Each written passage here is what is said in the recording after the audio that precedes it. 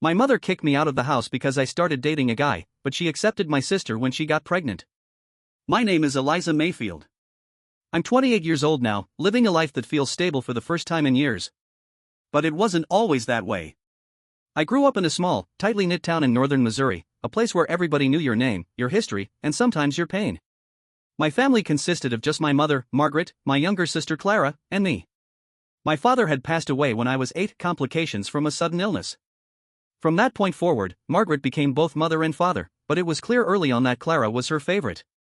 I wasn't a troublemaker by any means. I studied hard, got good grades, and mostly kept to myself. But Margaret was strict. More than that, she had a rigid sense of morality and expectation. By her standards, there was a right way to live: be obedient, be modest, and never attract attention.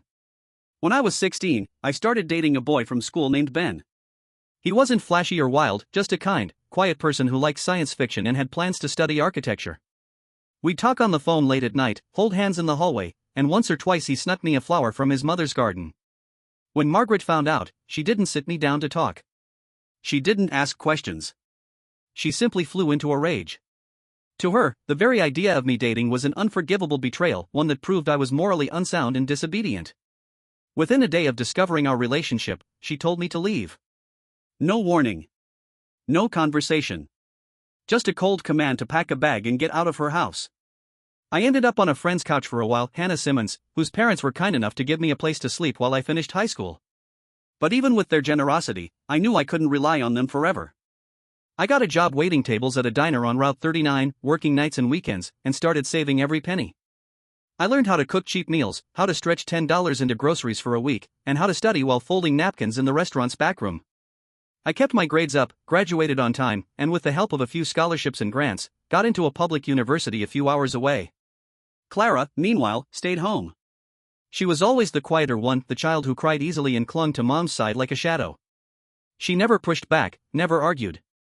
Where I had to learn self-sufficiency early, Clara was allowed to drift. She didn't work through high school. She didn't face curfews or punishments. She wasn't even expected to do chores. She was, in every way, the golden child. Fast forward several years.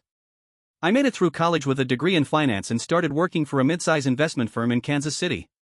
My job paid well, and I climbed the ladder slowly but steadily. I was frugal, avoided debt, and eventually bought myself a small lakefront home near Echo Ridge, a quiet retreat about 2 hours from the city. It wasn't luxurious. The plumbing was unpredictable, the floors creaked, and the deck needed work.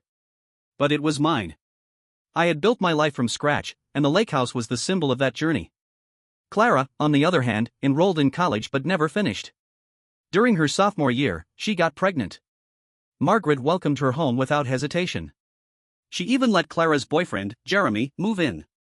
Jeremy didn't work. He never had, according to what little Margaret shared. He spent his time playing online games and talking about how hard it was to find a job worth doing. Meanwhile, Margaret paid for everything: rent, food, Clara's prenatal care, phone bills, even streaming subscriptions. While they lived comfortably off Margaret's dwindling retirement funds, I continued working late hours, taking side consulting gigs, and fixing up my lake house little by little. I sent birthday gifts and holiday cards to maintain some connection with them, but I rarely visited. Every time I did, I felt invisible, like an afterthought. Margaret would brag endlessly about Clara's pregnancy milestones, about how Jeremy just needed time to find his calling, and never once asked about my work, my home, or my life. Then, one Sunday morning, I got a call. I was sitting on my porch, sipping black coffee and enjoying the stillness of the lake. Birds chirped, the sun was just breaking over the treetops, and I remember thinking, for once, that maybe all the struggle had been worth it. Then my phone rang. It was Margaret. She started with small talk, which was unusual. She asked how work was, whether I was seeing anyone, and how the house was holding up. I should have known then that something was off. Margaret only called when she wanted something. After a few pleasantries, she dropped the bombshell: Clara and Jeremy were getting married and planning to start a family. They needed a place to live, and Margaret had decided that my lake house would be the perfect wedding gift. I thought I had misheard her. When I asked if she was serious, she told me she was entirely serious and that it was the least I could do for my sister. I reminded her that I had been kicked out at 16, forced to fend for myself, and that I had received nothing, not even a card, from either of them since. She told me I was overreacting, that what happened back then was different, and that I had turned out fine, so what was the harm? I told her flat out, no. She accused me of being selfish, cold, and ungrateful. She said I was choosing a house over my own family. When I held my ground, she hung up. Over the next few days, the messages started. First from Margaret, texts and voicemails outlining all the reasons I owed this to Clara. She talked about family obligations, how Clara was struggling, and how this would bring us all closer together. Then came Clara's messages. She said I was dooming her child to poverty, that she was heartbroken I wouldn't help. She said she'd always looked up to me and couldn't believe I would let her down like this. Jeremy, too, chimed in with a long message about how much he admired my independence and success. He said this was my opportunity to give back to the people who loved me most. I didn't respond to any of them. I couldn't. The truth is, I had spent years pretending that being cut off from my family didn't hurt. I had told myself that success was the best revenge. But now, all these years later, they weren't just asking for a second chance. They were asking for something I had bled for. And they expected me to give it up, just because they asked. I wasn't going to do it. The silence that followed my refusal didn't last long. It seemed that every day brought a new attempt to guilt, shame, or reason with me. The flood of messages didn't let up. If anything, it intensified. My phone became a battleground: texts, voicemails, even emails. And when I stopped responding, they took it public. Clara posted a heartfelt message on social media with a photo of her resting one hand on her pregnant belly and the other on Jeremy's shoulder. The caption read, "Trying to stay strong for our little one, even when family turns their back on us." The post gained traction quickly. Friends from town and distant relatives I hadn't heard from in years commented things like, "Stay strong, sweetheart, and you don't deserve this." What Clara conveniently left out was the truth, that they were trying to coerce me into giving them my house. I stayed silent. I thought that if I didn't engage, the drama would fizzle out. But then Clara took things a step further. She posted a photo of my lake house, the front porch, with the lake peeking through the trees behind it. The caption read, "This sits empty most weekends, while we struggle to find a place to raise our child. Some people have everything and still won't help their family." That's when I knew I couldn't keep quiet. That house was never empty. It was my place of refuge, a sanctuary built with years of labor and discipline. And now, strangers were commenting things like, "She doesn't need it," or worse, "If it were my sister, I'd just hand over the keys." Some people even joked about finding it and claiming it for Clara. It wasn't just embarrassing. It was dangerous. I immediately changed the privacy settings on all my social media and removed anyone I didn't trust implicitly. But I knew it wasn't enough.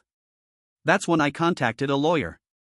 His name was Peter Kellogg, and he listened patiently as I laid out everything from being kicked out at 16 to the recent social media campaign. When I showed him the screenshots of Clara's posts, including the one of my house, he didn't hesitate. "This is defamation and harassment," he said.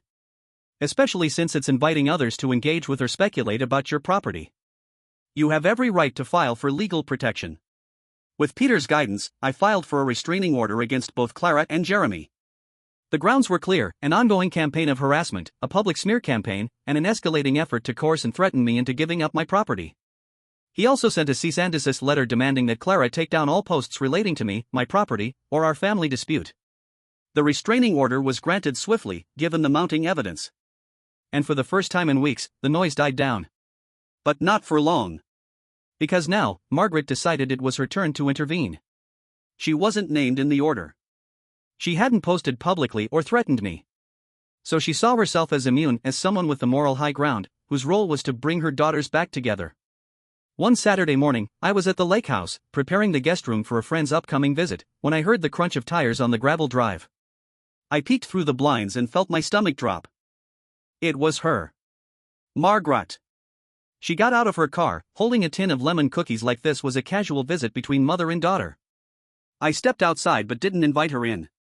The last time she had been inside this house was never. She had never even asked to visit, never once expressed pride or interest in what I had built.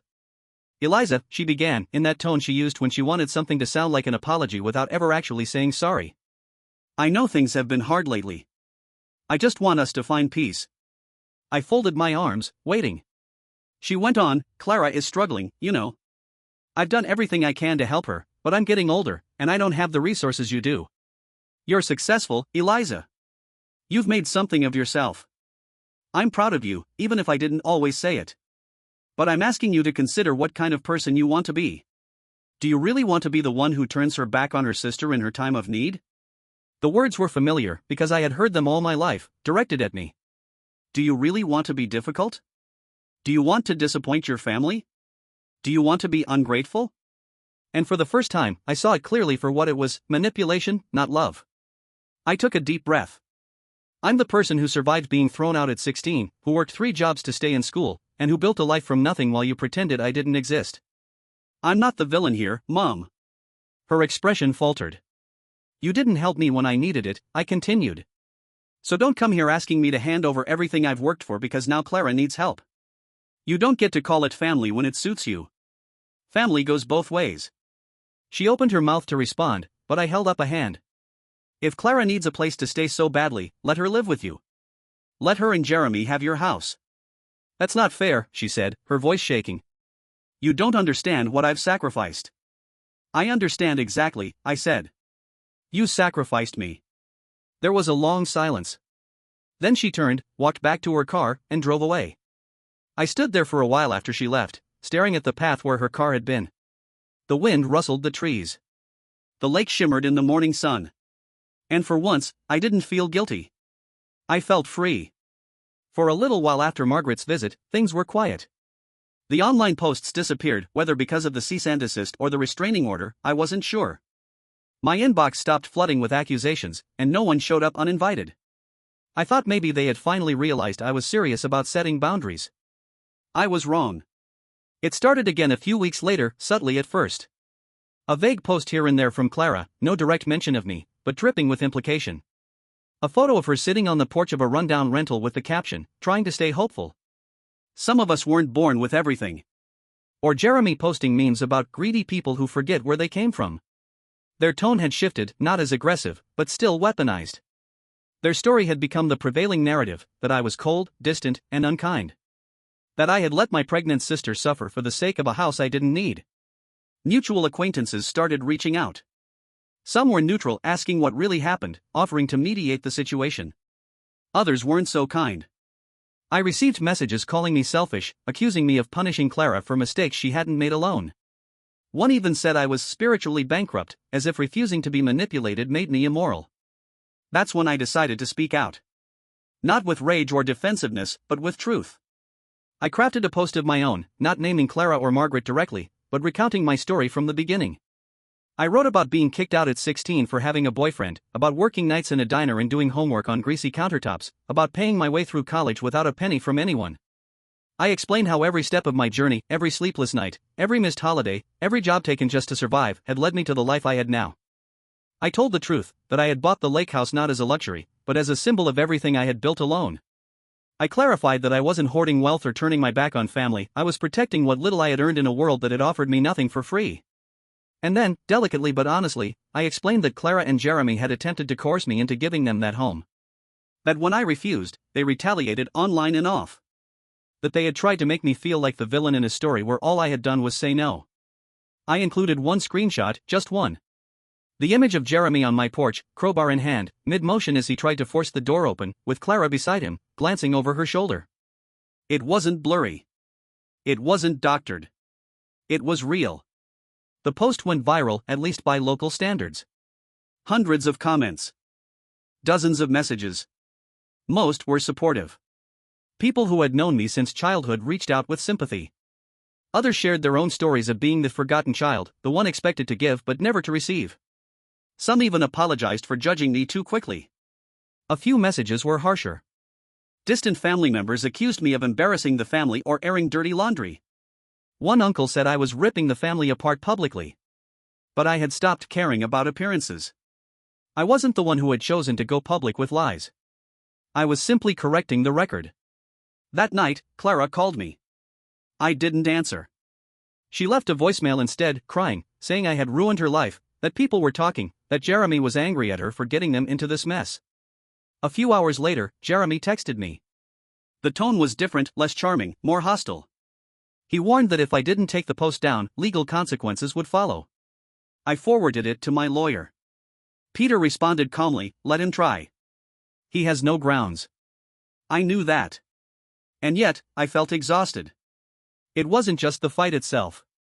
It was the years leading up to it, the slow erosion of trust, the favoritism, the expectations that I would be the one to make up for everyone else's failures. I had always tried to be the bigger person, to stay out of drama, to avoid conflict. But there was nothing left to avoid. The storm had already come.